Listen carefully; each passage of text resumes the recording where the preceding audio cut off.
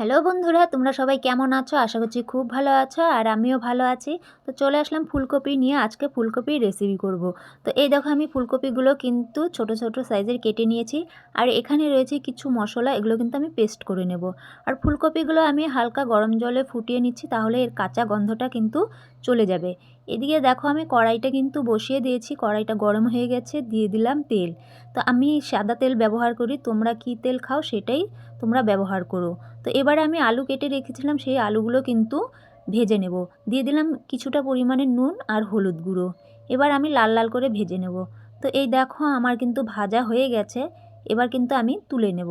তো এই তেলের মধ্যেই আবার কিন্তু ফুলকপিগুলোও আমি ভেজে নেব। তার মধ্যেও দিয়ে দিব একটুখানি নুন আর দিয়ে দিব হলুদ গুঁড়ো। তো এবারে আমি ফুলকপিগুলোকেও কিন্তু ভালোভাবে ভেজে নেব। তো ফুলকপিগুলো আমার ভাজা হয়ে গেছে, এবার কিন্তু আমি তুলে নেব। আর এই কড়াইয়ের মধ্যেই কিছুটা তেল দিয়ে দিলাম দুটো শুকনো লঙ্কা আর তেজপাতা। এবারে ফোড়নে দিয়ে দেবো সাদা জিরে। এবারে দিয়ে দেবো পেস্ট করা মশলা। তো এবারে আমি হালকাভাবে নেড়ে চেড়ে নেব। তো এই দেখো আমি হালকাভাবে নেড়ে চেড়ে নিয়েছি। এবার দিয়ে দেবো স্বাদ মতো নুন, হলুদ গুঁড়ো আর দিয়ে দেবো কাশ্মীরি লঙ্কা গুঁড়ো।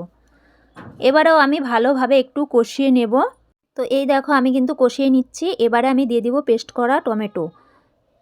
তো যতক্ষণ না এর কাঁচা গন্ধটা যাচ্ছে ততক্ষণ কিন্তু আমি কষিয়ে নেব।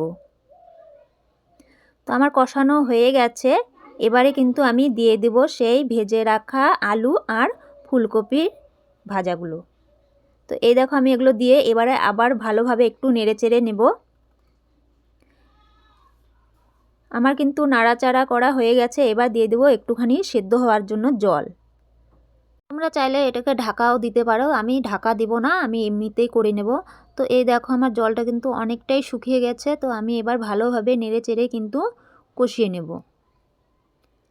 তো এই দেখো আমি ভালোভাবে কষিয়ে নিচ্ছি, আমার কিন্তু কষানো প্রায় হয়ে গেছে। তো এবারে কিন্তু আমি দিয়ে দিব ঝোলের জন্য জল। তোমরা যতটা ঝোল খাবে ততটাই কিন্তু ঝোলের জন্য জল দিবে। তো দেখো আমি দিয়ে দিলাম ঝোলের জন্য জল। এবারে যখন বলক আসবে তখন কিন্তু আমি কিছু ধনেপাতা কুচি ছিটিয়ে দিয়ে নামিয়ে নেব। তো এই দেখো আমি ধনেপাতা কুচি দিয়ে দিলাম। এবার কিন্তু হালকাভাবে নেড়ে চেড়ে নামিয়ে নেব। তো আমার ফুলকপিটা কিন্তু একদম তৈরি হয়ে গেছে। তো কেমন লাগলো আমার এই রেসিপিটা? যদি তোমাদের ভালো লেগে থাকে তাহলে অবশ্যই লাইক, কমেন্ট, শেয়ার করে আমার পাশে থাকবে। আর যারা যারা আমার চ্যানেলটিকে সাবস্ক্রাইব করেছো তাদেরকে অসংখ্য ধন্যবাদ। আর যারা আমার চ্যানেলটি নতুন দেখছো তারা প্লিজ আমার চ্যানেলটিকে সাবস্ক্রাইব করে দিয়ে আমার পাশে থেকো। তো বন্ধুরা, দেখা হচ্ছে পরের কোনো এক নতুন রেসিপি নিয়ে। তো সবাই ভালো থেকো, সুস্থ থেকো, সবাইকে টাটা।